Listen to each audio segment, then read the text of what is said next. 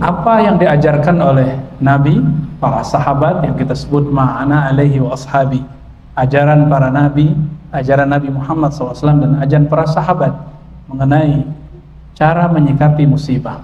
Musibah itu apa? Sebelumnya kita bisa bahas musibah dalam bahasa Arab dari kata asaba yusibu. Asaba yusibu berarti menimpakan, mengenakan. Jadi ketika saya melempar sesuatu, maka lemparannya itu disebut musibah. Lalu orang yang kenanya disebut musabun. Orang yang terkena musibah. Orang-orang yang mengenakannya itu boleh disebut musib, ya. Tapi kenapa disebut dengan kalimat musibah? Dalam bahasa Arab, ketika ada satu yang negatif, biasanya digunakan kalimat yang berjenis feminin, yang kita sebut bahasa Arabnya muannas, kata yang berjenis perempuan. Musibah pakai ta, indikasinya negatif. Bapak saudara makan Allah, kata musibah di dalam Al-Quran muncul sekitar 10 lebih. Adapun dengan kalimat kata kerja asaba, yusibu, itu lebih dari itu. Contohnya ayat yang tadi kita baca waktu khutbah, ma asaba min musibatin illa bi'idznillah. Ayat ini paling cukup, paling sederhana untuk menjelaskan akidah Ahlussunnah mengenai musibah. Ma asaba min musibatin. Dalam bahasa Arab kata ma itu artinya apa saja yang menimpa. Ternyata dalam ilmu akidah yang menimpa kita itu apa saja, itu ternyata tidak hanya persoalan yang kita sebut hari ini bencana. Masih ingat hadis itu bahwa sahabat Nabi ditimpa oleh angin, lalu dia menganggap itu musibah. Ternyata apapun yang terjadi, kecil besar, itu adalah musibah bagi orang-orang yang menganggapnya buruk. Namun di tengah ayat dikatakan, wa man yu'min billah yahdi qalbah. Siapa yang iman kepada Allah, percaya kepada Allah, wa man yu'min billah yahdi qalbah, kalbunya akan menemukan jalan. Kenapa? Yahdi qalbah, Allah akan memberi hidayah jalan kepada kalbunya. Bapak saudara makan Allah, sakit, sehat itu bagi kita mungkin satu yang berbeda, tapi di sisi Allah sama. Orang sakit yang sabar, dia dapat pahala yang sama dengan orang yang tidak sakit lalu bersyukur. Karena ternyata musibah itu ada bermacam-macam. Maka kita bagi musibah itu dalam hadis Nabi dikaitkan dengan qadar, takdir. Ada yang disebut khairihi wa syarrihi. Ada yang baik, ada yang buruk. Namun ternyata kata baik dan buruk itu persepsi, adanya di sini. Persepsi. Sakit itu buruk menurut kita, benar nggak? Kita kalau kena penyakit buruk nggak? Di sini kalau ada yang dokter, lalu ada orang yang sehat terus, atau tidak ada orang yang sakit, bagi dia itu baik atau buruk? Gimana kira-kira? Dokter, ada dokter nih, tapi di kampung itu, di kota itu nggak ada orang sakit, berarti dia nggak punya kerjaan dong. Maka bagi dokter, bagi siapa lagi? Apoteker, bagi perawat. Ini ada perawat bersama kita ya, Bang Adi. Orang-orang yang bekerja dalam dunia kedokteran justru menganggap baik sesuatu yang kita buruk, menganggap buruk. Oleh karena itu Bapak saudara makan Allah, baik buruk itu persepsi. Dalam bahasa hadis qudsi disebut zan. Muncullah kalimat dalam hadis qudsi riwayat Imam Bukhari, ana inda zanni abdi. Aku berdasarkan persepsi hambaku. Aku berdasarkan persepsi hambaku. Nah, pertanyaannya sekarang, kalau kita mengalami sesuatu, apa persepsi kita? Ini contoh biar tambah gampang. Kenapa cubitan itu terasa sakit atau disenggol itu terasa menyakitkan, padahal nggak sakit-sakit amat? Kalau disenggol di pasar, di tepi jalan, gimana? Tersinggung nggak? Kita tersinggung? Kita tersinggung. Kalau disenggol di pasar, tepi jalan, kenapa kita tersinggung? Kita nggak kenal orangnya, nyenggol-nyenggol. Tapi kalau disenggol sama orang yang kita sukai, atau minimal orang yang kita kenal, dicubit sama dia, balas cubit nggak? Ada temen sekali ketemu pasti pakai jewer-jewer atau pakai mukul bahu, ya. Kemana aja kamu? Pakai pukul, plak, ya. Sakit, tapi kita nggak balas. Kenapa kita nggak balas? Karena kita kenal siapa yang mukul. Jadi Bapak saudara makan Allah, musibah itu tergantung kita kenalkah siapa yang memberinya. Kenal siapa yang memberinya, maka baik buruk akan berubah istilahnya. Ya, kalau ketemu sama dia, kalau dia nggak mukul bahu, kayaknya nggak akrab. Kan ada begitu.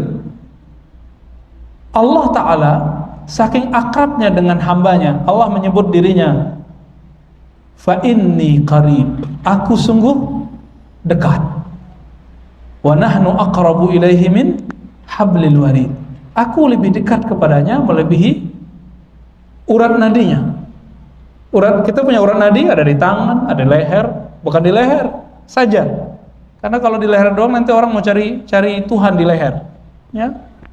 Kita udah ada yang kejadian ya, bunuh diri, sembelih lehernya, katanya mau ketemu Tuhan, mau ketemu Allah. Nah.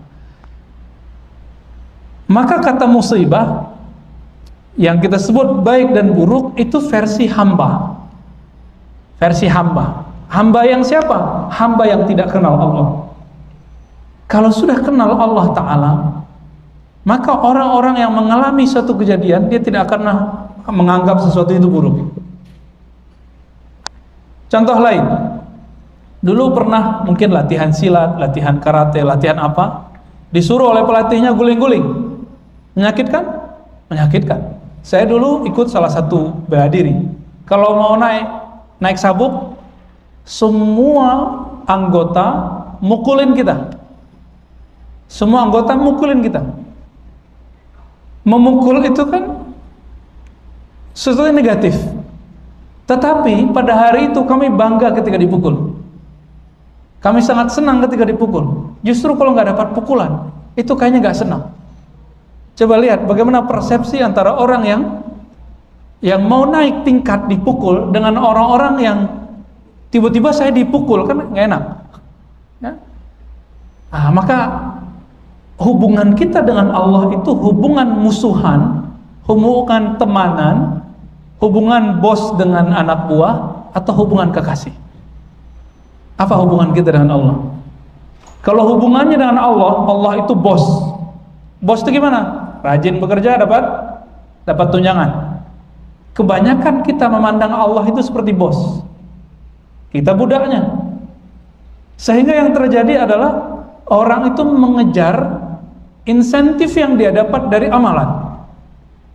Maka hadis-hadis mengenai pahala jadi populer, padahal hadis mengenai bukan pahala itu lebih banyak.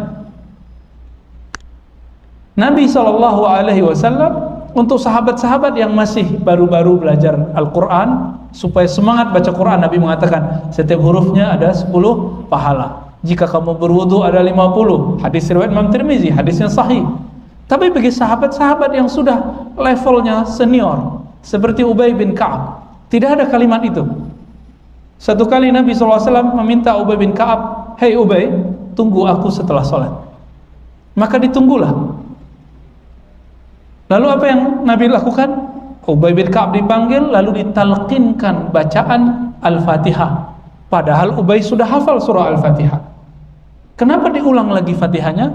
Ternyata Fatihah yang pertama itu untuk sholat, Fatihah yang sekarang itu untuk keberkahan.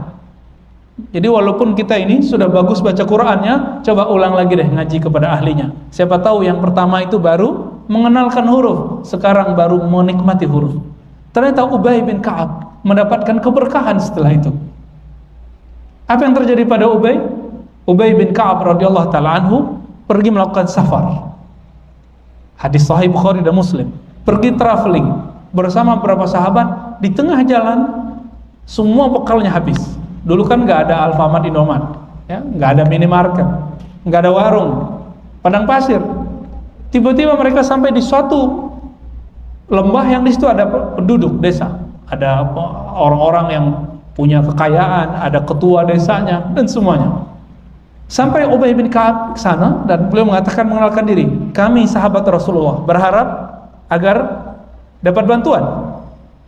Sesampai di sana Ubay mengatakan, tolong bantu kami, jamu kami dengan makanan. Nggak ada satupun yang menjamu. Kenapa? Itu Arab Badui, nggak educate. Mereka tidak terbiasa untuk melayani tamu yang nggak jelas. Walaupun dikatakan itu Rasulullah, tamu Rasulullah, sahabat Rasulullah Sallallahu Alaihi Wasallam. Akhirnya Ubay bin Ka'ab tidak mengeluh, sahabat-sahabat mengeluh. Beliau mengatakan, ayo kita lanjut jalan. Coba lihat bagaimana Ubay tidak menganggap penolakan itu sebagai musibah. Bagi dia, tidak mesti ditolak itu berarti gagal. Belum tentu. Belum tentu ditolak itu gagal. Ini rumus-rumus yang saya banyak lihat sahabat Nabi kok pintar sekali membaca ini. Jalan terus, jalan.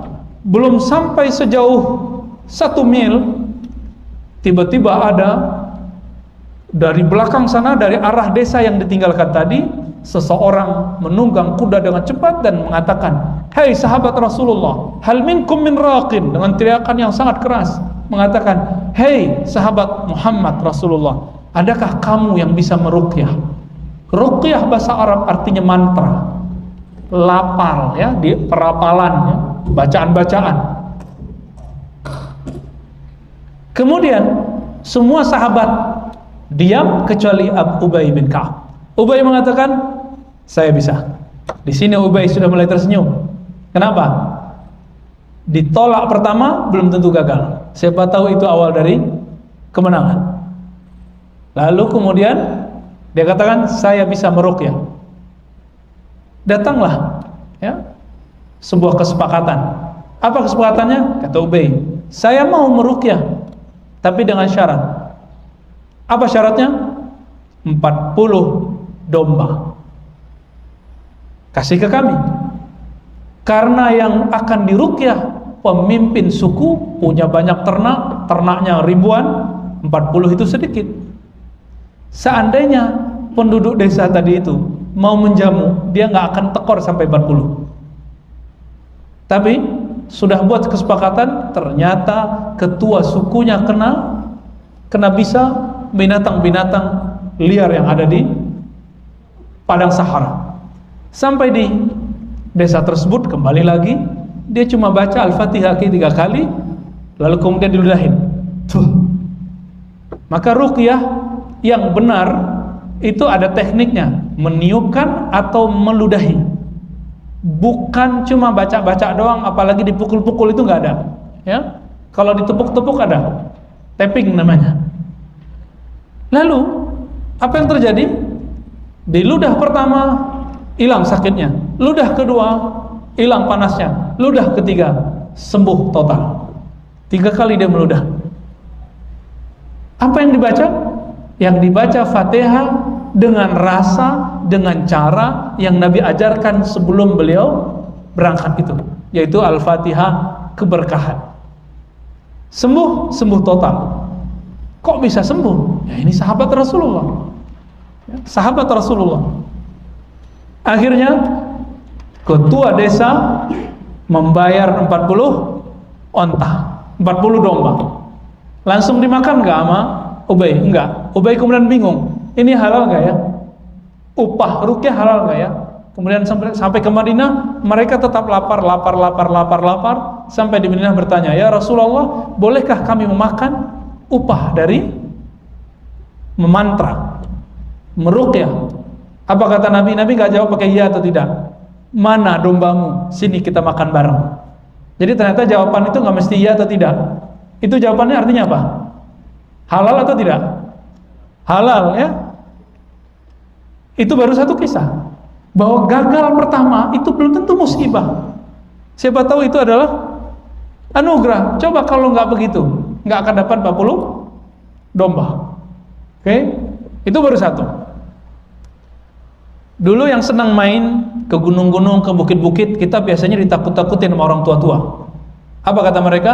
Hati-hati naik gunung, hati-hati naik bukit, nanti ada babi hutan.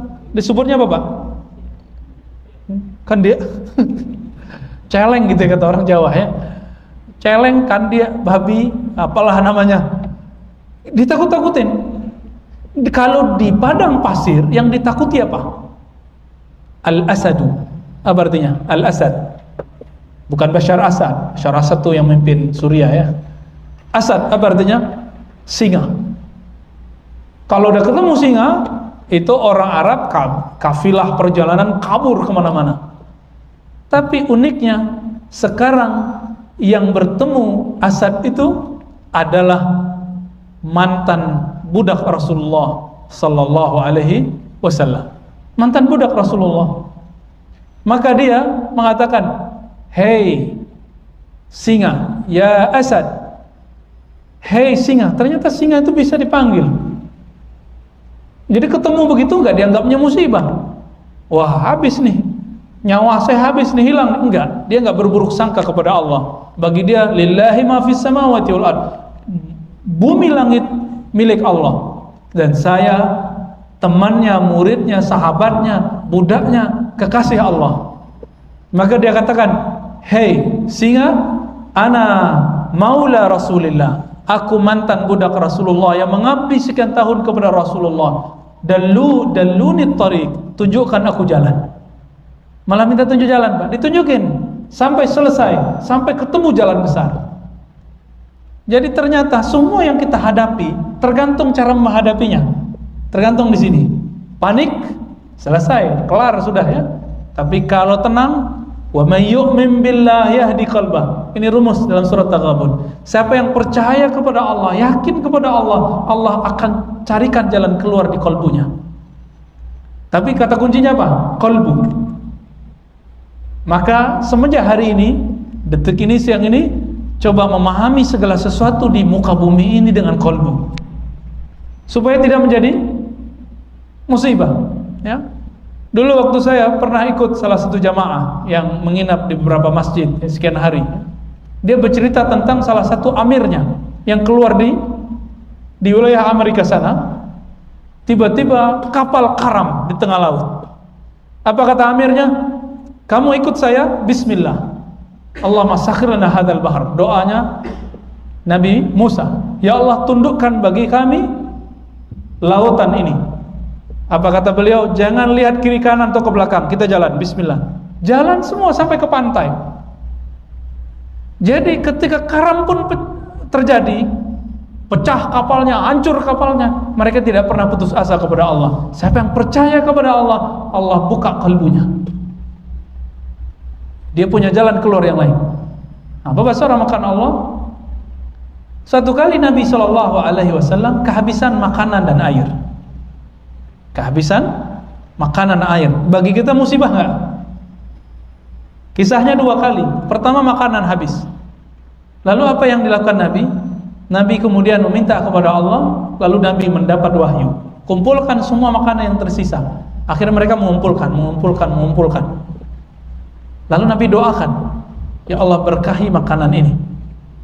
Semua sahabat memakan makanan yang tersisa sedikit itu, ternyata setelah semuanya kenyang masih tersisa banyak.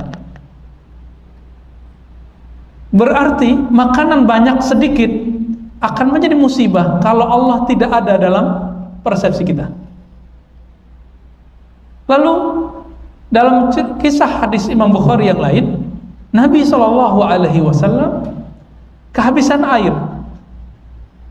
Untuk berwuduk tidak bisa, untuk minum tidak bisa. Apa yang Nabi lakukan?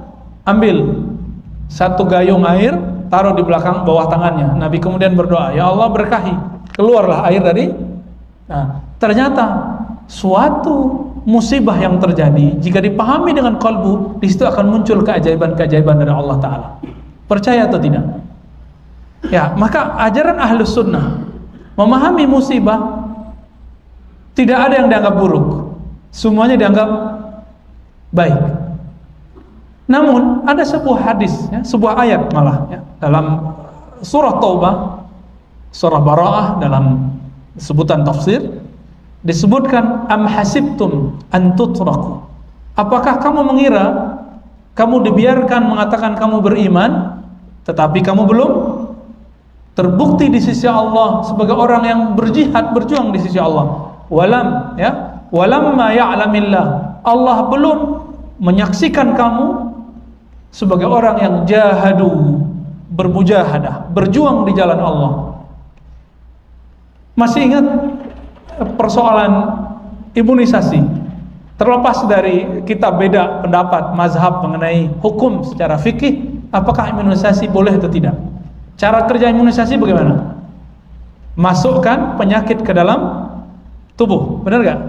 Supaya nanti antibodinya bekerja melawan. Dan ternyata cara paling mudah untuk menjelaskan musibah itu adalah teori itu. Setiap kali terjadi musibah, baik itu musibah fisik, musibah non fisik, musibah pemikiran, bahkan musibah maksiat. Ada orang mengeluhkan kepada saya, Ustadz, kenapa saya nggak bisa nangis kalau sholat? Itu musibah itu, nggak bisa khusyuk, tidak bisa menikmati kalau ibadah. Apa yang terjadi pada saya? Hati saya sudah dikutuk oleh Allah atau bagaimana? Padahal saya sudah tahajud, disebutin semua amalnya. Saya sudah tahajud, zikir pagi sore, kajian setiap hari ada. Kalau saya nggak sempat, saya nonton. Semuanya dia sudah jaga. Tapi kenapa rasa itu belum kunjung datang? Mulai ternyata saya usut orang ini merasa karena dia sudah banyak ibadah, sudah banyak kajian, sudah punya daftar kajian ustadz, merasa dirinya orang paling suci dan soleh di tempat itu. Maka yang terjadi pada dia apa setelah itu? Saya katakan tunggu aja, nanti ada ketemu suatu takdir yang terjadi padamu, kamu akan menjadi orang yang gampang nangis, gampang mewek gitu, gampang nangis. Tiba-tiba dia datang di hari keberapa dan mengatakan, Ustadz, gak bisa bicara, ya. Ternyata dia habis maksiat. Orang yang selama ini jaga, tapi maksiat dia apa? Maksiat dia, ternyata bagi dia maksiat itu gak mesti berbuat nakal. Bagi dia maksiat itu, durhaka itu, kalau subuh gak jamaah. Jadi dia sudah sekian tahun selalu subuh berjamaah.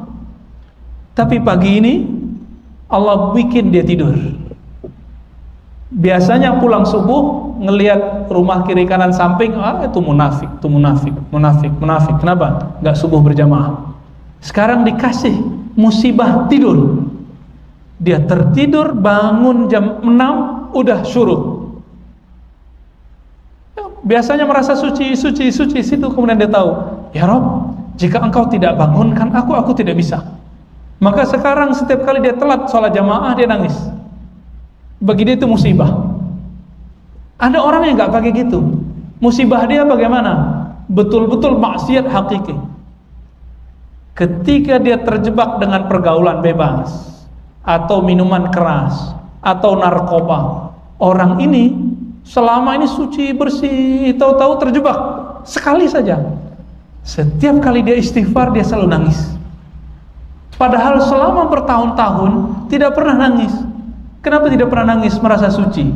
Sekali Allah takdirkan dia bermaksiat, maksiat itu menghantuinya setiap hari, setiap saat. Akhirnya dia mengatakan, ya Rob, ya Rob. Ternyata itu maksiat itu musibah, bikin dia bisa kalbunya lembut. Sekarang orang itu nggak pernah merasa sok suci lagi, nggak pernah merasa suci lagi. Ketemu ada orang mojok berdua, dia bilang, ya Allah, aku tidak sanggup menegurnya, tolong kasih hidayah mereka. Nggak ada kebencian. Ketemu ada orang beda faham, ya Allah, aku beda faham sama dia. Jika dia benar, tolong tunjukkan aku memahami isi pikiran dia. Jika aku benar, tolong lapangkan dada dan pikirannya. Nggak ada kebencian. Orang-orang ini sudah mengenal Allah Ta'ala. Ini yang Nabi katakan, ajaban li amril mu'min. Sungguh ajaib orang-orang beriman. Kenapa? Setiap apapun yang terjadi dia pandang itu skenario dari Allah Ta'ala. Saya sering bertanya kepada jamaah, kalau yang cubit kamu, orang tidak kenal, kamu balas. Tapi kalau pasanganmu yang mencubit kamu balas bukan pakai cubitan, tapi pakai bibir, ya, pakai sayang. Jika yang mukul anak, kita balas memeluk. Tapi kalau yang mukul bukan anak, kita bentak, ya. Kamu siapa? Bapakmu siapa? Kita bentak. Seperti sahabat tadi diterpa oleh angin, dia tidak mengenal angin itu ternyata diurus oleh Allah. Angin pun dia bentak, apalagi kalau dia kena sama anak-anak, kena sama orang lain, mungkin semuanya dikutuk sama dia. Bapak saudara makan Allah, inilah akidah Ahlus Sunnah. Akidah Ahlus Sunnah memandang semua terjadi biiznillah, semua dengan izin Allah. Tapi bedakan, izin itu berbeda dengan ridho.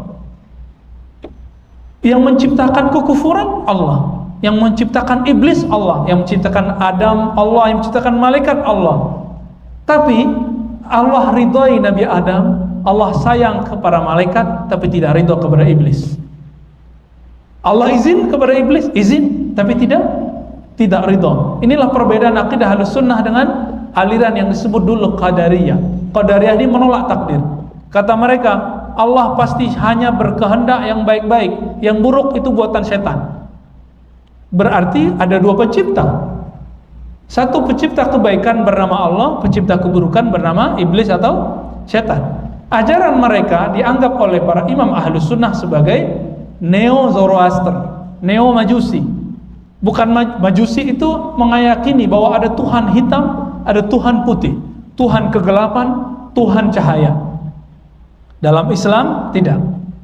Yang menciptakan kebaikan itu sama dengan yang menciptakan keburukan. Sebenarnya tidak ada kebaikan itu benar-benar baik, tidak ada keburukan itu benar-benar buruk.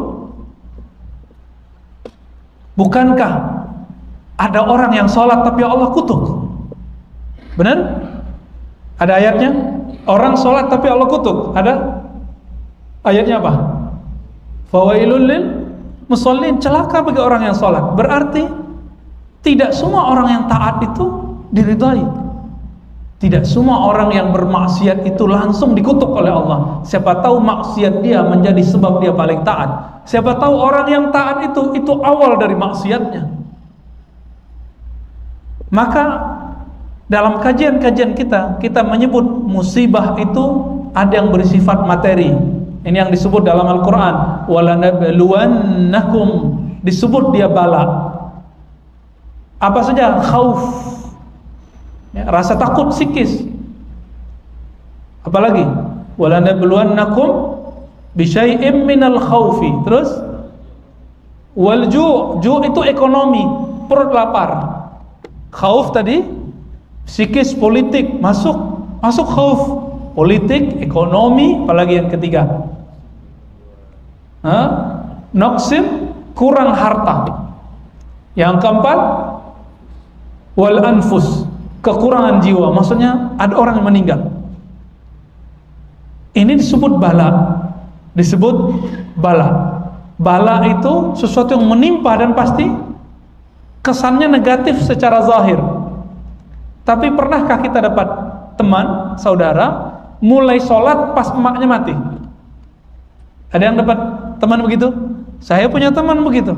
Ustaz, saya dulu nggak sholat, tapi pas mak saya sekarat, mak saya bilang, enak kamu sholat, makmu mau mati, bahagiakan makmu dengan sholat. Sampai sekarang dia nggak pernah tinggal sholat. Apa kata dia? Aku ingin bahagiakan makku. Ternyata meninggalnya maknya awal dari dia taat kepada Allah Ta'ala. Musibah itu bala, tapi ternyata itu batu loncatan dia menjadi baik. Pensiun itu musibah nggak? Bagi orang yang lagi butuh duit, musibah. Tapi bagi sebagian orang pensiun itu awal dari memasuki makom yang disebut tajrid. Apa arti tajrid? Bisa fokus bersama Allah, nggak perlu riwa-riwi lagi, ya. Bisa orang biasanya waktu duha sibuk di kantor, dia sibuk bersama Allah sholat duha. Jadi jangan-jangan kita kadang-kadang ada jobless dalam bulan-bulan tertentu, hari tertentu, itu anugerah dari Allah Ta'ala. Bapak saudara makan Allah. Maka ketika ini terjadi, bala ini terjadi, jangan selalu dipahami negatif. Lalu ada jenis kedua. Apa jenis kedua? Kalau di surat Al-Mulk apa? Tabarakalladzi biyadihil mulk wa huwa ala kulli syai'in qadir. Terus dialah, ya. Terus kalau puji bagi Allah, siapa dia? Khalaqal mauta wal hayata liyabluwakum. Liyabluwakum, untuk apa? Siapa yang ahsanu amal? Ternyata hidup mati. Orang mau mati biasanya sakit, tabrakan atau apa. Berarti itu proses semua itu. Orang hidup ada yang makan, minum, lapar. Maka semua yang disebutkan dalam surah Al-Baqarah yang 4 itu maknanya terkandung dalam ayat ini, surah Al-Mulk. Segala puji milik Allah yang menciptakan hidup dan mati.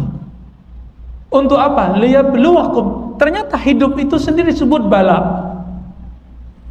Maka kata bala tidak boleh selalu dikatakan negatif. Yablu, ya. Ternyata bisa diartikan menempa. Yablu itu bisa diartikan untuk menempa kamu. Jadi bala itu bisa arti tempaan. Coba lihat, harga-harga pisau yang paling mahal itu yang tempaannya lama atau yang tempaannya sebentar? Tempaannya lama. Yang kualitasnya bagus, yang lama itu. Yang lama itu, yang paling banyak.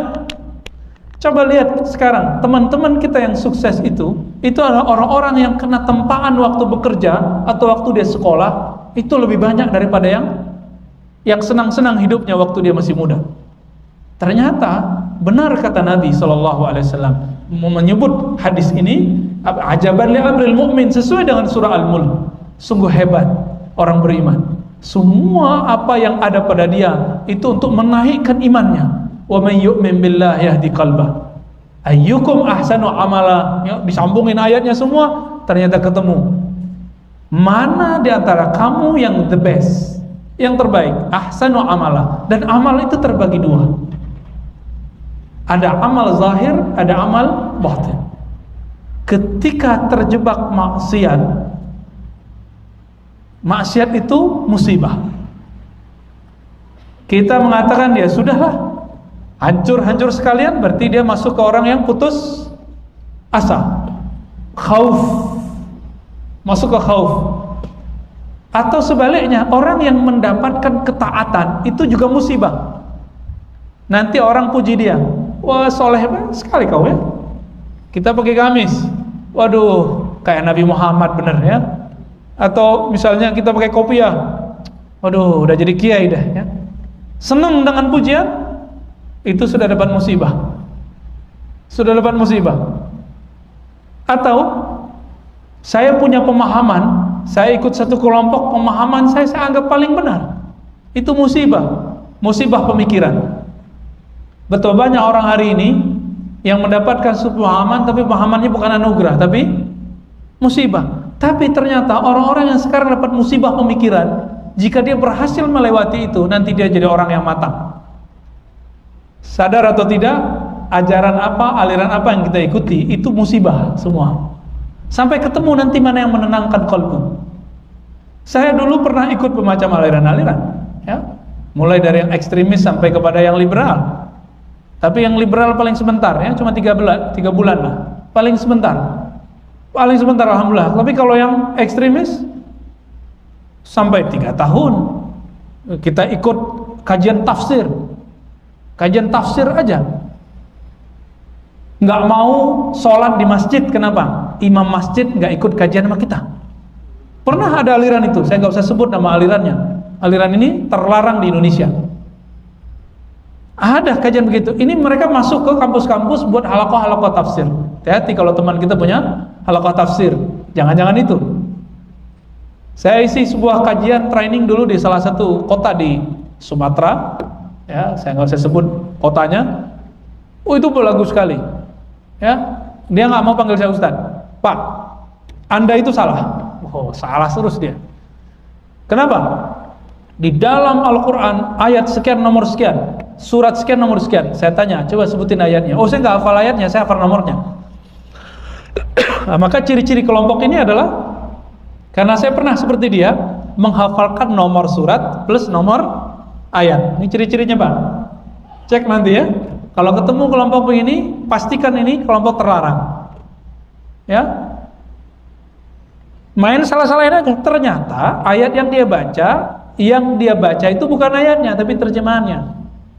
Terjemahan Kementerian Agama. Kementerian Agama nggak salah menerjemahkan, tapi dia salah memahaminya. Oh, itu banyak ya, banyak hal. Sampai kami dulu tidak mau makan sembelihan ibu sendiri. Jadi mak saya, kita punya ayam potong di belakang rumah, itu dipotong.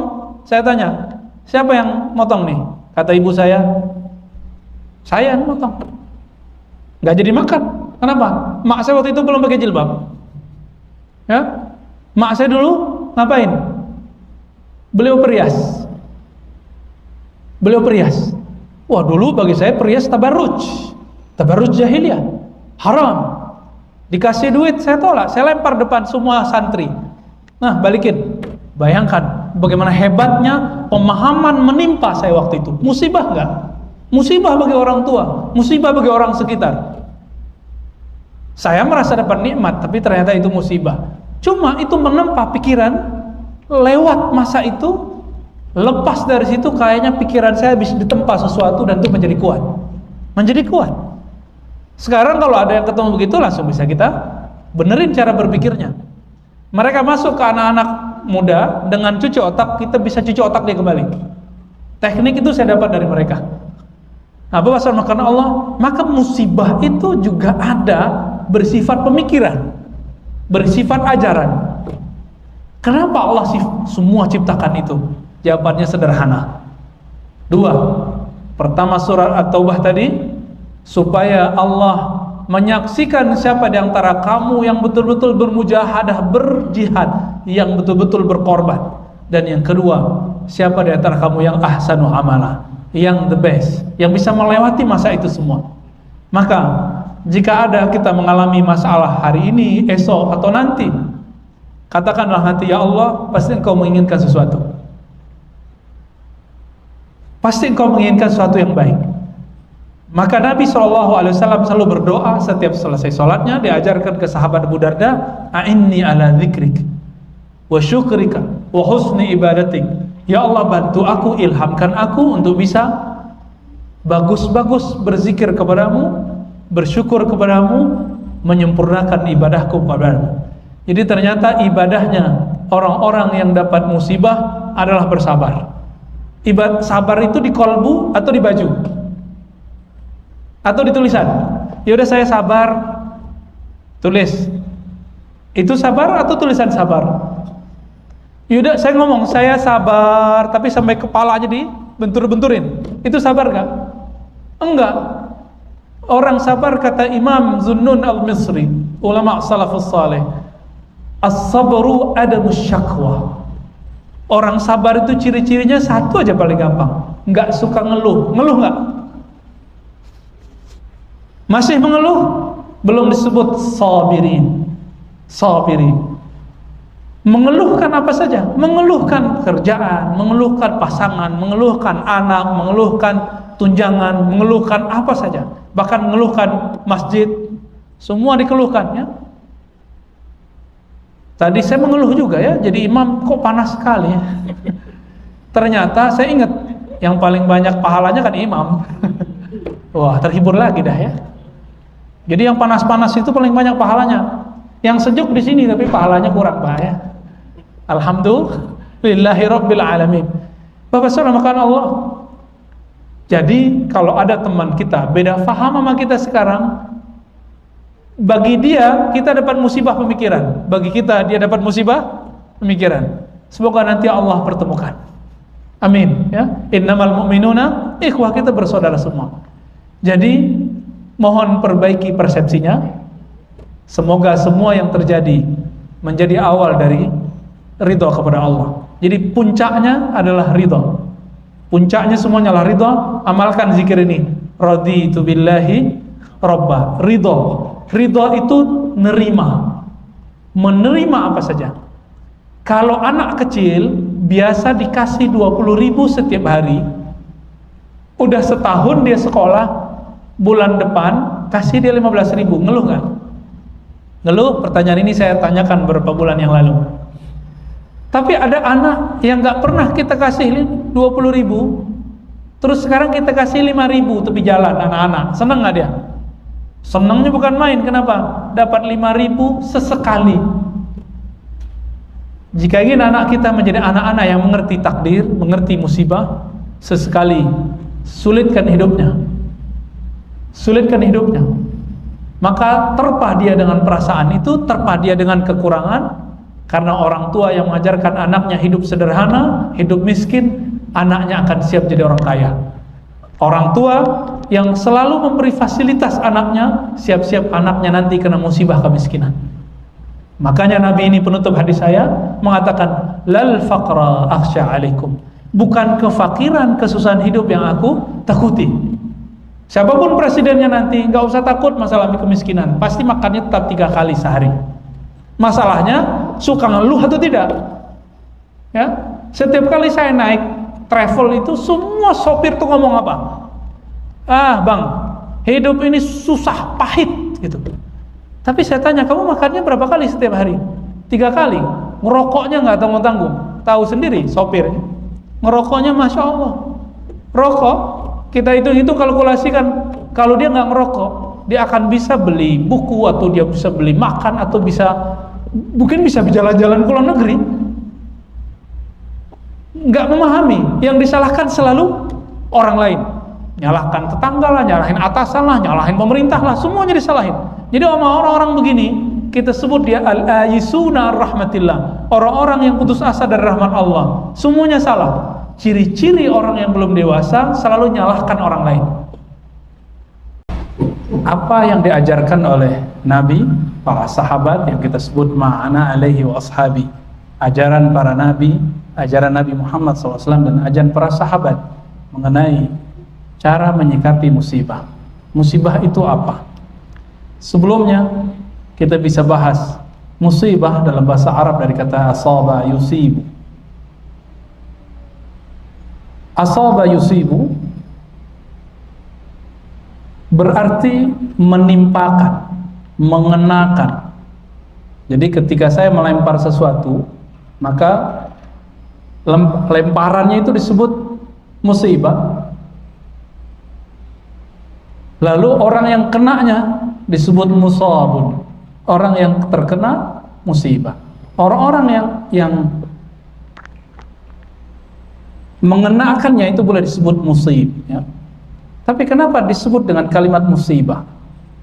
Dalam bahasa Arab, ketika ada satu yang negatif, biasanya digunakan kalimat yang berjenis feminin, yang kita sebut bahasa Arabnya muannas, kata yang berjenis perempuan. Musibah pakai ta, indikasinya negatif. Bapak saudara makan Allah, kata musibah di dalam Al-Quran muncul sekitar 10 lebih. Adapun dengan kalimat kata kerja asaba, yusibu, itu lebih dari itu. Contohnya ayat yang tadi kita baca waktu khutbah, ma asaba min musibatin illa bi'idnillah. Ayat ini paling cukup, paling sederhana untuk menjelaskan akidah Ahlussunnah mengenai musibah. Ma asaba min musibatin, dalam bahasa Arab kata ma itu artinya apa saja yang menimpa. Ternyata dalam ilmu akidah, yang menimpa kita itu apa saja, itu ternyata tidak hanya persoalan yang kita sebut hari ini bencana. Masih ingat hadis itu bahwa sahabat Nabi ditimpa oleh angin, lalu dia menganggap itu musibah. Ternyata apapun yang terjadi, kecil besar, itu adalah musibah. bagi orang-orang yang menganggapnya buruk. Namun di tengah ayat dikatakan, wa man yu'min billah yahdi qalbah. Siapa yang iman kepada Allah, percaya kepada Allah, wa man yu'min billah yahdi qalbah, kalbunya akan menemukan jalan. Kenapa? Yahdi qalbah, Allah akan memberi hidayah jalan kepada kalbunya. Bapak Saudara makan Allah, sakit, sehat itu bagi kita mungkin satu yang berbeda. Tapi di sisi Allah sama. Orang sakit yang sabar, dia dapat pahala yang sama dengan orang yang tidak sakit lalu bersyukur. Karena ternyata musibah itu ada bermacam-macam. Maka kita bagi musibah itu dalam hadis Nabi dikaitkan dengan qadar, takdir. Ada yang disebut khairihi wa syarrihi. Ada yang baik, ada yang buruk. Namun ternyata kata baik dan buruk itu persepsi, adanya di sini. Persepsi. Sakit itu buruk menurut kita, benar nggak? Kita kalau kena penyakit buruk nggak? Di sini kalau ada yang dokter, lalu ada orang yang sehat terus, atau tidak ada orang yang sakit, bagi dia itu baik atau buruk? Gimana kira-kira? Dokter, ada dokter nih, tapi di kampung itu, di kota itu nggak ada orang sakit, berarti dia nggak punya kerjaan dong. Maka bagi dokter, bagi siapa lagi? Apoteker, bagi perawat. Ini ada perawat bersama kita ya, Bang Adi. Orang-orang yang bekerja dalam dunia kedokteran justru menganggap baik sesuatu yang kita buruk, menganggap buruk. Oleh karena itu Bapak Saudara makan Allah, baik buruk itu persepsi. Dalam bahasa hadis qudsi disebut zan. Muncullah kalimat dalam hadis qudsi riwayat Imam Bukhari, ana inda zanni abdi. Aku berdasarkan persepsi hambaku. Aku berdasarkan persepsi hambaku. Nah, pertanyaannya sekarang, kalau kita mengalami sesuatu, apa persepsi kita? Ini contoh biar tambah gampang. Kenapa cubitan itu terasa sakit atau disenggol itu terasa menyakitkan, padahal nggak sakit-sakit amat? Kalau disenggol di pasar, di tepi jalan, gimana? Tersinggung nggak? Kita tersinggung? Kita tersinggung. Kalau disenggol di pasar, tepi jalan, kenapa kita tersinggung? Kita nggak kenal orangnya, nyenggol-nyenggol. Tapi kalau disenggol sama orang yang kita sukai, atau minimal orang yang kita kenal, dicubit sama dia, balas cubit nggak? Ada temen sekali ketemu pasti pakai jewer-jewer atau pakai mukul bahu, ya? Kemana aja kamu? Pakai pukul, plak, ya? Sakit, tapi kita nggak balas. Kenapa kita nggak balas? Karena kita kenal siapa yang mukul. Jadi Bapak Saudara makan Allah, musibah itu tergantung kita kenalkah siapa yang memberinya. Kenal siapa yang memberinya, maka baik buruk akan berubah istilahnya. Ya, kalau ketemu sama dia, kalau dia nggak mukul bahu, kayaknya nggak akrab. Kan ada begitu. Allah Ta'ala saking akrabnya dengan hambanya, Allah menyebut dirinya, fa inni qarib, aku sungguh dekat. Wa nahnu aqrabu ilaihi min hablil warid, aku lebih dekat kepadanya melebihi urat nadinya. Urat, kita punya urat nadi ada di tangan, ada di leher, bukan di leher saja. Karena kalau di leher doang nanti orang mau cari Tuhan di leher, ya. Kita udah ada yang kejadian ya, bunuh diri, sembelih lehernya, katanya mau ketemu Tuhan, mau ketemu Allah. Nah, maka kata musibah yang kita sebut baik dan buruk itu versi hamba. Versi hamba. Hamba yang siapa? Hamba yang tidak kenal Allah. Kalau sudah kenal Allah Ta'ala, maka orang-orang yang mengalami suatu kejadian, dia tidak akan menganggap sesuatu itu buruk. Contoh lain, Dulu pernah mungkin latihan silat, latihan karate, latihan apa, disuruh oleh pelatihnya guling-guling. Menyakitkan? Menyakitkan. Saya dulu ikut salah satu bela diri.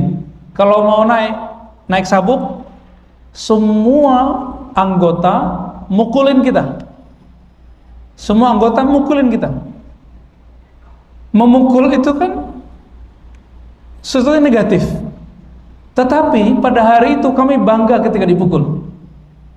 Kami sangat senang ketika dipukul. Justru kalau nggak dapat pukulan, itu kayaknya nggak senang. Coba lihat bagaimana persepsi antara orang yang mau naik tingkat dipukul dengan orang-orang yang tiba-tiba saya dipukul, kan nggak enak. Ya? Nah, maka hubungan kita dengan Allah itu hubungan musuhan, hubungan temanan, hubungan bos dengan anak buah, atau hubungan kekasih. Apa hubungan kita dengan Allah? Kalau hubungannya dengan Allah, Allah itu bos. Bos itu gimana? Rajin bekerja dapat tunjangan. Kebanyakan kita memandang Allah itu seperti bos. Kita budaknya. Sehingga yang terjadi adalah orang itu mengejar insentif yang dia dapat dari amalan. Maka hadis-hadis mengenai pahala jadi populer. Padahal hadis mengenai bukan pahala itu lebih banyak. Nabi SAW untuk sahabat-sahabat yang masih baru-baru belajar Al-Quran, supaya semangat baca Quran, Nabi mengatakan setiap hurufnya ada 10 pahala. Jika kamu berwudu ada 50. Hadis riwayat Imam Tirmizi, hadisnya sahih. Tapi bagi sahabat-sahabat yang sudah levelnya senior seperti Ubay bin Ka'ab, tidak ada kalimat itu. Satu kali Nabi SAW meminta Ubay bin Ka'ab, "Hei Ubay, tunggu aku setelah sholat." Maka ditunggulah. Lalu apa yang Nabi lakukan? Ubay bin Ka'ab dipanggil, lalu ditalqinkan bacaan Al-Fatihah. Padahal Ubay sudah hafal surah Al-Fatihah. Kenapa diulang lagi Fatihahnya? Ternyata Fatihah yang pertama itu untuk sholat. Fatihah yang sekarang itu untuk keberkahan. Jadi walaupun kita ini sudah bagus baca Qur'annya, coba ulang lagi deh ngaji kepada ahlinya. Siapa tahu yang pertama itu baru mengenalkan huruf, sekarang baru menikmati huruf. Ternyata Ubay bin Ka'ab mendapatkan keberkahan setelah itu. Apa yang terjadi pada Ubay? Ubay bin Ka'ab radhiyallahu ta'ala anhu pergi melakukan safar. Hadis sahih Bukhari dan Muslim. Pergi traveling bersama beberapa sahabat, di tengah jalan semua bekalnya habis. Dulu kan nggak ada Alfamart, Indomart, ya, nggak ada minimarket, nggak ada warung, padang pasir. Tiba-tiba mereka sampai di suatu lembah yang di situ ada penduduk desa, ada orang-orang yang punya kekayaan, ada ketua desanya dan semuanya. Sampai Ubay bin Ka'ab ke sana dan beliau mengatakan, mengenalkan diri, kami sahabat Rasulullah, berharap agar dapat bantuan. Sesampai di sana Ubay mengatakan, tolong bantu kami, jamu kami dengan makanan. Nggak ada satupun yang menjamu. Kenapa? Itu Arab Badui, nggak educate, mereka tidak terbiasa untuk melayani tamu yang nggak jelas. Walaupun dikatakan itu Rasulullah, tamu Rasulullah, sahabat Rasulullah Sallallahu Alaihi Wasallam. Akhirnya Ubay bin Ka'ab tidak mengeluh, sahabat-sahabat mengeluh. Beliau mengatakan, ayo kita lanjut jalan. Coba lihat bagaimana Ubay tidak menganggap penolakan itu sebagai musibah. Bagi dia, tidak mesti ditolak itu berarti gagal. Belum tentu. Belum tentu ditolak itu gagal. Ini rumus-rumus yang saya banyak lihat, sahabat Nabi kok pintar sekali membaca ini. Jalan terus, jalan, belum sampai sejauh 1 mil, tiba-tiba ada dari belakang sana, dari arah desa yang ditinggalkan tadi, seseorang menunggang kuda dengan cepat dan mengatakan, "Hei sahabat Rasulullah, hal minkum min raqin," dengan teriakan yang sangat keras, mengatakan, "Hei sahabat Muhammad Rasulullah, adakah kamu yang bisa meruqyah?" Ruqyah bahasa Arab artinya mantra, lapal, ya, di perapalan, ya, bacaan-bacaan. Kemudian semua sahabat diam kecuali Ubay bin Ka'ab. Ubay mengatakan, saya bisa. Di sini Ubay sudah mulai tersenyum. Kenapa? Ditolak pertama belum tentu gagal. Siapa tahu itu awal dari kemenangan. Lalu kemudian Dia katakan, saya bisa meruqyah. Datanglah, ya, sebuah kesepakatan. Apa kesepakatannya? Kata Ubay, saya mau meruqyah, tapi dengan syarat. Apa syaratnya? 40 domba. Kasih ke kami. Karena yang akan diruqyah pemimpin suku, punya banyak ternak, ternaknya ribuan, 40 itu sedikit. Seandainya penduduk desa tadi itu mau menjamu, dia nggak akan tekor sampai 40. Tapi sudah buat kesepakatan, ternyata ketua sukunya kena bisa binatang-binatang liar yang ada di padang Sahara. Sampai di desa tersebut, kembali lagi dia cuma baca Al-Fatihah 3 kali, lalu kemudian diludahin. Tuh. Maka ruqyah yang benar itu ada tekniknya, meniupkan atau meludahi. Bukan cuma baca-baca doang, apalagi dipukul-pukul, itu nggak ada. Ya, kalau ditepuk-tepuk ada, tapping namanya. Lalu apa yang terjadi? Di ludah pertama hilang sakitnya, ludah kedua hilang panasnya, ludah ketiga sembuh total. 3 kali dia meludah. Apa yang dibaca? Yang dibaca Fatihah dengan rasa, dengan cara yang Nabi ajarkan sebelum beliau berangkat itu, yaitu Al-Fatihah keberkahan. Sembuh total. Kok bisa sembuh? Ya, ini sahabat Rasulullah. Sahabat Rasulullah. Akhirnya ketua desa membayar 40 onta, 40 domba. Langsung dimakan nggak sama Ubay? Enggak. Ubay kemudian bingung, ini halal nggak ya? Upah ruqyah halal nggak ya? Kemudian sampai ke Madinah, mereka tetap lapar. Sampai di Madinah bertanya, ya Rasulullah, bolehkah kami memakan upah dari memantra, meruqyah? Apa kata Nabi? Nabi nggak jawab pakai iya atau tidak. Mana dombamu? Sini kita makan bareng. Jadi ternyata jawaban itu nggak mesti iya atau tidak. Itu jawabannya artinya apa? Halal atau tidak? Halal, ya. Itu baru satu kisah. Bahwa gagal pertama itu belum tentu musibah. Siapa tahu itu adalah anugerah. Coba kalau nggak begitu, nggak akan dapat 40 domba. Oke? Itu baru satu. Dulu yang senang main ke gunung-gunung, ke bukit-bukit, kita biasanya ditakut-takutin sama orang tua-tua. Apa kata mereka? Hati-hati naik gunung, hati-hati naik bukit, nanti ada babi hutan. Disebutnya apa, Pak? Kan dia celeng gitu ya, kata orang Jawa ya. Celeng kan dia, babi, apalah namanya. Ditakut-takutin. Kalau di padang pasir yang ditakuti apa? Al-Asadu. Apa artinya? Al-Asad. Bukan Bashar Asad. Bashar Asad itu yang memimpin Suriah ya. Asad apa artinya? Singa. Kalau udah ketemu singa, itu orang Arab kafilah perjalanan kabur kemana-mana. Tapi uniknya sekarang yang bertemu Asad itu adalah mantan budak Rasulullah Sallallahu Alaihi Wasallam. Mantan budak Rasulullah. Maka dia mengatakan, hei singa, ya Asad, hei singa. Ternyata singa itu bisa dipanggil. Jadi ketemu begitu nggak dianggapnya musibah. Wah, habis nih, nyawa saya habis nih, hilang. Enggak, dia nggak berburuk sangka kepada Allah. Bagi dia, lillahi ma fis samawati wal ard. Bumi langit milik Allah, dan saya temannya, muridnya, sahabatnya, budaknya, kekasih Allah. Maka dia katakan, hei singa, ana maula Rasulillah, aku mantan budak Rasulullah yang mengabdi sekian tahun kepada Rasulullah. Dalluni tariq, tunjukkan aku jalan. Malah minta tunjuk jalan, Pak. Ditunjukin sampai selesai, sampai ketemu jalan besar. Jadi ternyata semua yang kita hadapi tergantung cara menghadapinya. Tergantung di sini. Panik, selesai, kelar sudah ya.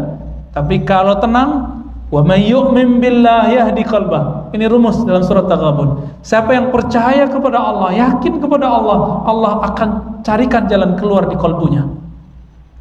Tapi kata kuncinya apa? Qalbu.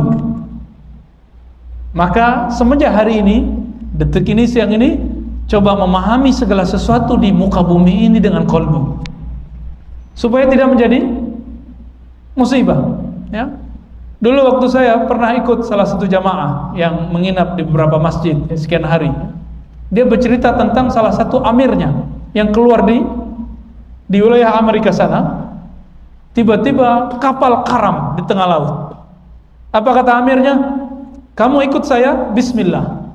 Allahumma sakhir lana hadzal bahr. Doanya Nabi Musa, ya Allah tundukkan bagi kami lautan ini. Apa kata beliau? Jangan lihat kiri kanan atau ke belakang, kita jalan, bismillah. Jalan semua sampai ke pantai. Jadi ketika karam pun terjadi, pecah kapalnya, hancur kapalnya, mereka tidak pernah putus asa kepada Allah. Siapa yang percaya kepada Allah, Allah buka kalbunya.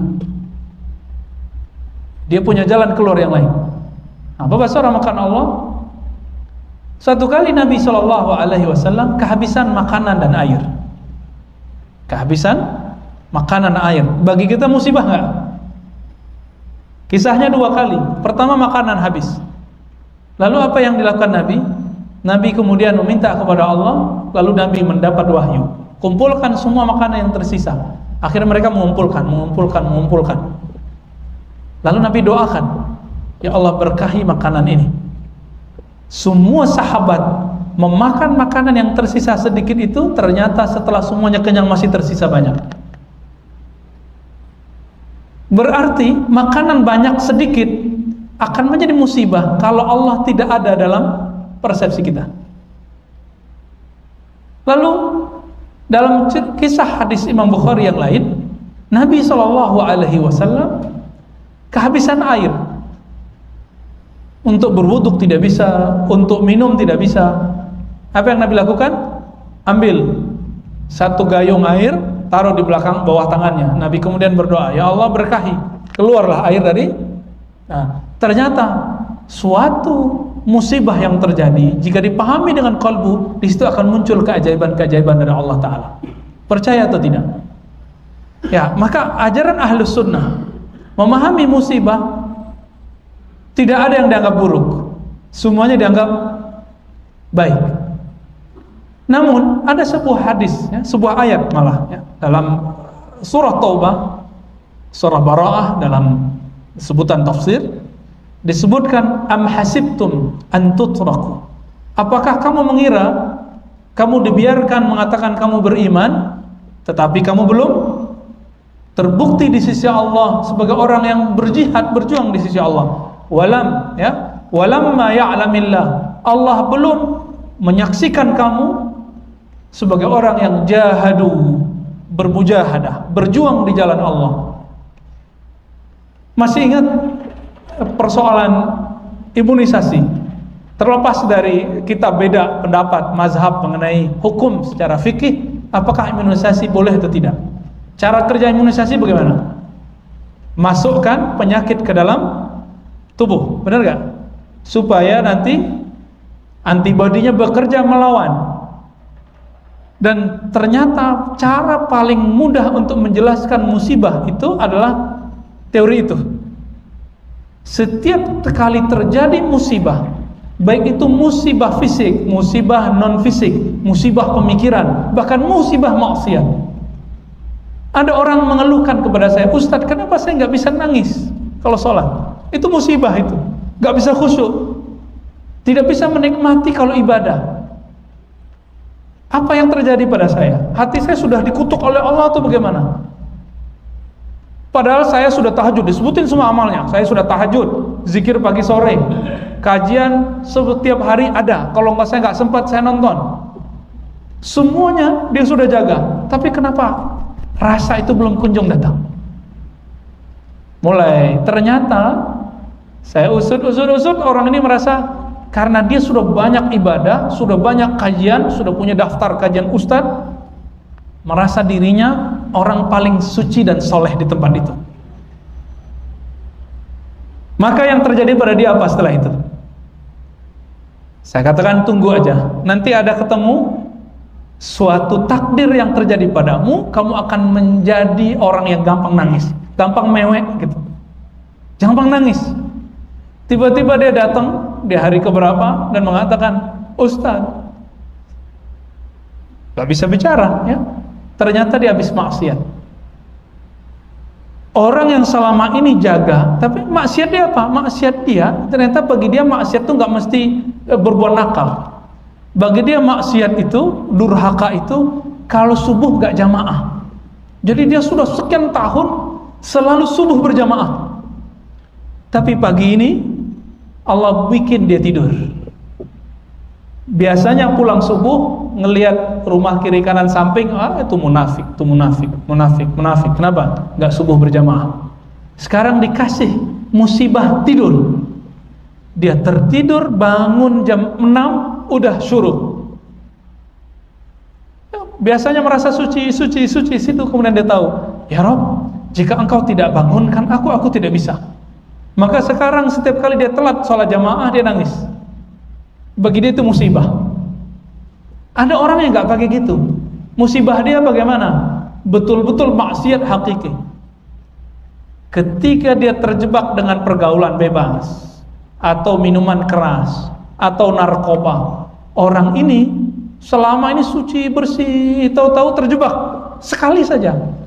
Setiap kali dia istighfar, dia selalu nangis. Padahal selama bertahun-tahun tidak pernah nangis. Kenapa tidak pernah nangis? Merasa suci.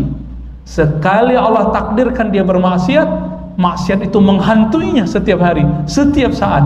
Akhirnya dia mengatakan, ya Rob, ya Rob. Ternyata itu maksiat itu musibah, bikin dia bisa kalbunya lembut. Sekarang orang itu nggak pernah merasa sok suci lagi, nggak pernah merasa suci lagi. Ketemu ada orang mojok berdua, dia bilang, ya Allah, aku tidak sanggup menegurnya, tolong kasih hidayah mereka. Nggak ada kebencian. Ketemu ada orang beda faham, ya Allah, aku beda faham sama dia. Jika dia benar, tolong tunjukkan aku memahami isi pikiran dia. Jika aku benar, tolong lapangkan dada dan pikirannya. Gak ada kebencian. Orang-orang ini sudah mengenal Allah Ta'ala. Ini yang Nabi katakan, ajaban li amril mu'min. Sungguh ajaib orang-orang beriman. Kenapa? Setiap apapun yang terjadi, dia pandang itu skenario dari Allah Ta'ala. Saya sering bertanya kepada jamaah, kalau yang cubit kamu, orang tidak kenal, kamu balas. Tapi kalau pasanganmu yang mencubit kamu balas bukan pakai cubitan, tapi pakai bibir, ya, pakai sayang. Jika yang mukul anak, kita balas memeluk. Tapi kalau yang mukul bukan anak, kita bentak, ya. Kamu siapa? Bapakmu siapa? Kita bentak. Seperti sahabat tadi diterpa oleh angin, dia tidak mengenal angin itu ternyata diurus oleh Allah. Angin pun dia bentak, apalagi kalau dia kena sama anak-anak, kena sama orang lain, mungkin semuanya dikutuk sama dia. Bapak saudara makan Allah, inilah akidah Ahlus Sunnah. Akidah Ahlus Sunnah memandang semua terjadi biiznillah, semua dengan izin Allah. Tapi bedakan, izin itu berbeda dengan ridho. Yang menciptakan kekufuran Allah, yang menciptakan iblis Allah, yang menciptakan Adam Allah, yang menciptakan malaikat Allah. Tapi Allah ridhoi Nabi Adam, Allah sayang kepada malaikat, tapi tidak ridho kepada iblis.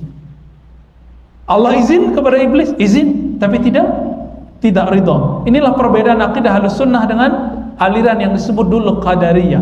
Qadariyah ini menolak takdir.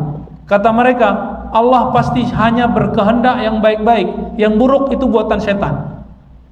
Berarti ada dua pencipta. Satu pencipta kebaikan bernama Allah, pencipta keburukan bernama iblis atau setan. Ajaran mereka dianggap oleh para imam Ahlus Sunnah sebagai Neo-Zoroaster, Neo-Majusi. Bukan Majusi itu meyakini bahwa ada Tuhan hitam, ada Tuhan putih, Tuhan kegelapan, Tuhan cahaya. Dalam Islam tidak. Yang menciptakan kebaikan itu sama dengan yang menciptakan keburukan. Sebenarnya tidak ada kebaikan itu benar-benar baik, tidak ada keburukan itu benar-benar buruk. Bukankah ada orang yang sholat tapi Allah kutuk? Benar? Ada ayatnya? Orang sholat tapi Allah kutuk? Ada? Ayatnya apa? Fawailul lil musallin, celaka bagi orang yang sholat. Berarti tidak semua orang yang taat itu diridhai. Tidak semua orang yang bermaksiat itu langsung dikutuk oleh Allah. Siapa tahu maksiat dia menjadi sebab dia paling taat. Siapa tahu orang yang taat itu awal dari maksiatnya. Maka dalam kajian-kajian kita menyebut musibah itu ada yang bersifat materi. Ini yang disebut dalam Al-Quran, walanabluwannakum, disebut dia bala. Apa saja? Khauf, ya, rasa takut psikis. Apalagi? Walanabluwannakum bisyai'im minal khaufi. Terus wal ju' itu ekonomi, perut lapar. Khauf tadi psikis, politik, masuk khauf, politik, ekonomi, apalagi yang ketiga? Naqsin, kurang harta. Yang keempat, wal anfus, kekurangan jiwa. Maksudnya ada orang yang meninggal. Ini disebut bala. Bala itu sesuatu yang menimpa dan pasti kesannya negatif secara zahir. Tapi pernahkah kita dapat teman, saudara, mulai sholat pas emaknya mati? Ada yang dapat teman begitu? Saya punya teman begitu.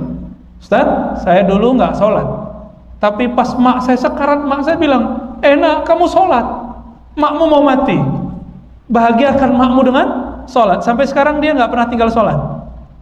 Apa kata dia? Aku ingin bahagiakan makku. Ternyata meninggalnya maknya awal dari dia taat kepada Allah Ta'ala. Musibah itu bala, tapi ternyata itu batu loncatan dia menjadi baik. Pensiun itu musibah nggak? Bagi orang yang lagi butuh duit, musibah. Tapi bagi sebagian orang pensiun itu awal dari memasuki makom yang disebut tajrid. Apa arti tajrid? Bisa fokus bersama Allah, nggak perlu riwa-riwi lagi, ya. Bisa orang biasanya waktu duha sibuk di kantor, dia sibuk bersama Allah, sholat duha. Jadi jangan-jangan kita kadang-kadang ada jobless dalam bulan-bulan tertentu, hari tertentu, itu anugerah dari Allah Ta'ala. Bapak saudara makan Allah. Maka ketika ini terjadi, bala ini terjadi, jangan selalu dipahami negatif. Lalu ada jenis kedua. Apa jenis kedua? Kalau di surat Al-Mulk, tabarakalladzi biyadihil mulk wa huwa ala kulli syai'in qadir. Terus dialah, ya. Terus kalau puji bagi Allah, siapa dia? Khalaqal mauta wal hayata liyabluwakum. Liyabluwakum, untuk apa? Siapa yang ahsanu amal. Ternyata hidup mati.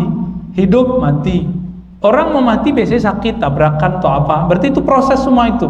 Orang hidup ada yang makan, minum, lapar. Maka semua yang disebutkan dalam surah Al-Baqarah yang 4 itu maknanya terkandung dalam ayat ini, surah Al-Mulk. Segala puji milik Allah yang menciptakan hidup dan mati. Untuk apa? Liyabluwakum. Ternyata hidup itu sendiri disebut bala. Maka kata bala tidak boleh selalu dikatakan negatif. Yablu, ya, ternyata bisa diartikan menempa. Yablu itu bisa diartikan untuk menempa kamu. Jadi bala itu bisa arti tempaan. Coba lihat, harga-harga pisau yang paling mahal itu yang tempaannya lama atau yang tempaannya sebentar? Tempaannya lama. Yang kualitasnya bagus, yang lama itu. Yang paling banyak. Coba lihat sekarang, teman-teman kita yang sukses itu adalah orang-orang yang kena tempaan waktu bekerja atau waktu dia sekolah, itu lebih banyak daripada yang senang-senang hidupnya waktu dia masih muda. Ternyata benar kata Nabi SAW menyebut hadis ini, ajaban li amril mu'min, sesuai dengan surah Al-Mulk. Sungguh hebat orang beriman. Semua apa yang ada pada dia itu untuk menaikkan imannya. Wa may yu'min billahi yahdi qalbah. Ayyukum ahsanu amala, ya, disambungin ayatnya semua, ternyata ketemu.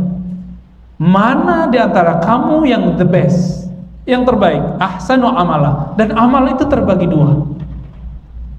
Ada amal zahir, ada amal batin.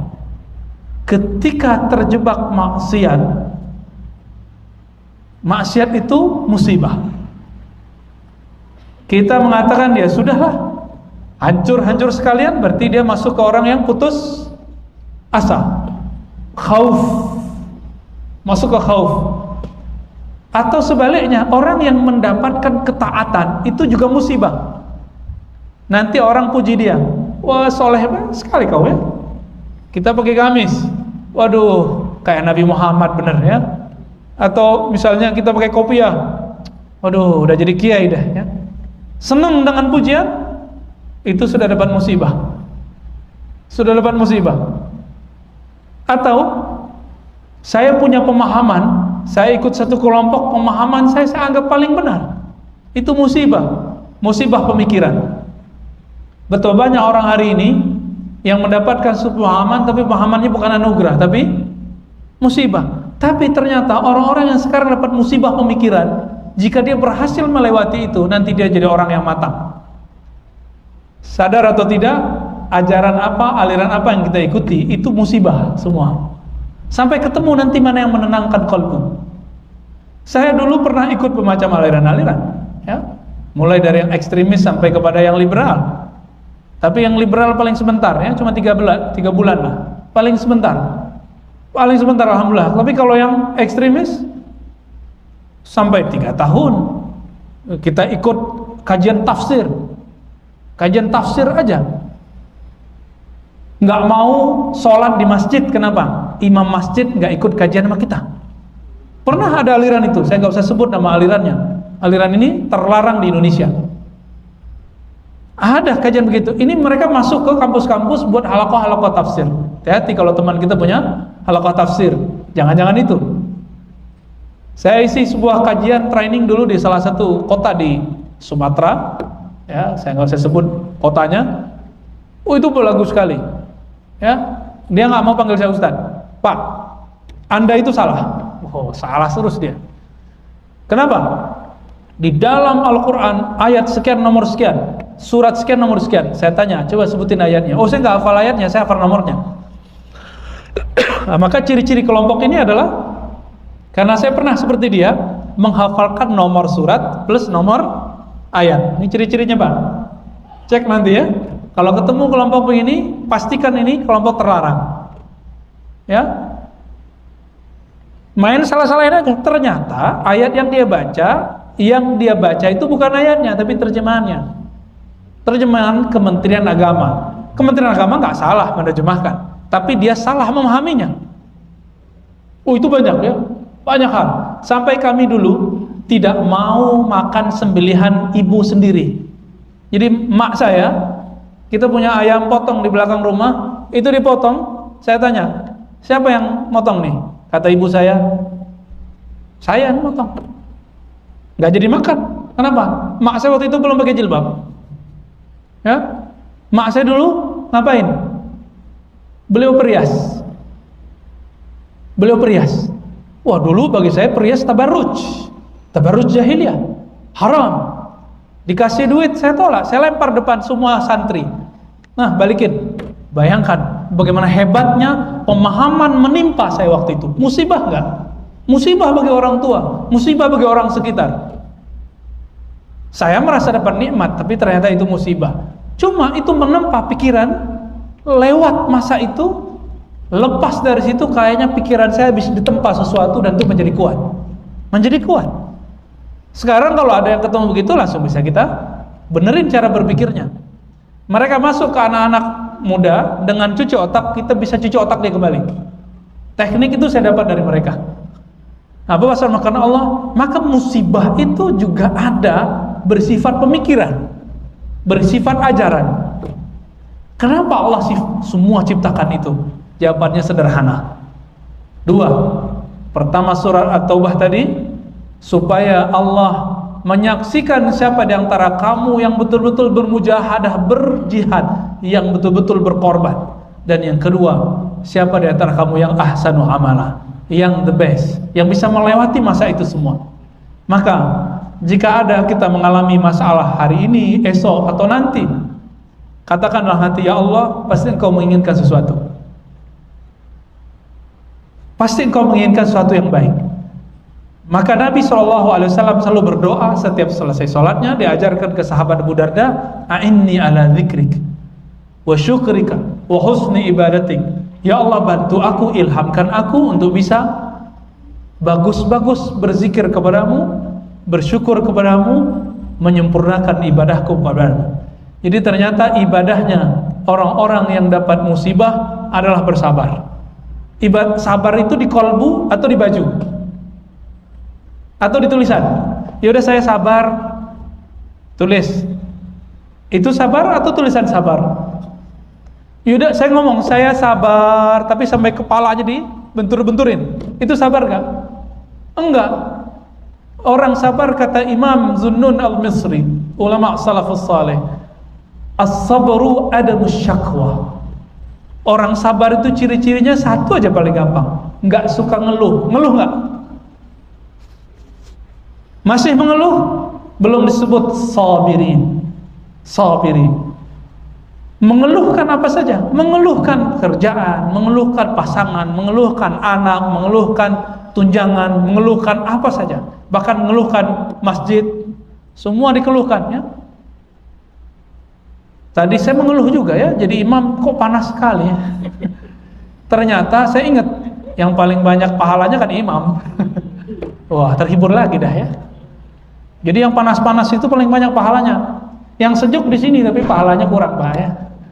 Alhamdulillahi rabbil alamin. Bapak saudara makan Allah. Jadi kalau ada teman kita beda faham sama kita sekarang, bagi dia kita dapat musibah pemikiran, bagi kita dia dapat musibah pemikiran. Semoga nanti Allah pertemukan. Amin, ya. Innamal mu'minuna ikhwah, kita bersaudara semua. Jadi mohon perbaiki persepsinya. Semoga semua yang terjadi menjadi awal dari ridha kepada Allah. Jadi puncaknya adalah ridha. Puncaknya semuanya adalah ridha. Amalkan zikir ini. Raditu billahi robba. Ridha. Ridha itu nerima. Menerima apa saja. Kalau anak kecil biasa dikasih 20.000 setiap hari, udah setahun dia sekolah, bulan depan kasih dia 15.000, ngeluh nggak? Ngeluh? Pertanyaan ini saya tanyakan beberapa bulan yang lalu. Tapi ada anak yang nggak pernah kita kasih 20.000, terus sekarang kita kasih 5.000 tepi jalan, anak-anak seneng nggak dia? Senengnya bukan main. Kenapa? Dapat 5.000 sesekali. Jika ingin anak kita menjadi anak-anak yang mengerti takdir, mengerti musibah, sesekali sulitkan hidupnya. Sulitkan hidupnya. Maka terpah dia dengan perasaan itu, terpah dia dengan kekurangan. Karena orang tua yang mengajarkan anaknya hidup sederhana, hidup miskin, anaknya akan siap jadi orang kaya. Orang tua yang selalu memberi fasilitas anaknya, siap-siap anaknya nanti kena musibah kemiskinan. Makanya Nabi ini penutup hadis saya mengatakan, lal faqra akhsha alaikum. Bukan kefakiran, kesusahan hidup yang aku takuti. Siapapun presidennya nanti, nggak usah takut masalah kemiskinan. Pasti makannya tetap 3 kali sehari. Masalahnya suka ngeluh atau tidak? Ya, setiap kali saya naik travel itu semua sopir tuh ngomong apa? Ah bang, hidup ini susah, pahit gitu. Tapi saya tanya, kamu makannya berapa kali setiap hari? 3 kali. Ngerokoknya nggak tanggung-tanggung. Tahu sendiri sopirnya. Ngerokoknya masya Allah. Rokok kita itu kalkulasikan, kalau dia nggak ngerokok, dia akan bisa beli buku, atau dia bisa beli makan, atau mungkin bisa jalan-jalan ke luar negeri. Nggak memahami. Yang disalahkan selalu orang lain. Nyalahkan tetangga lah, nyalahin atasan lah, nyalahin pemerintah lah, semuanya disalahin. Jadi orang-orang begini kita sebut dia al-ayisuna ar-rahmatillah, orang-orang yang putus asa dari rahmat Allah. Semuanya salah. Ciri-ciri orang yang belum dewasa selalu nyalahkan orang lain. Maka orang-orang yang sabar ini tidak pernah menyalahkan orang lain. Mari salahkan diri sendiri, tidak salahkan orang lain. Ya. apa yang diajarkan oleh Nabi, para sahabat yang kita sebut ma'ana alaihi wa ashabi, ajaran para Nabi, ajaran Nabi Muhammad SAW dan ajaran para sahabat mengenai cara menyikapi musibah. Musibah itu apa? Sebelumnya kita bisa bahas musibah dalam bahasa Arab dari kata asaba yusibu. Asaba yusibu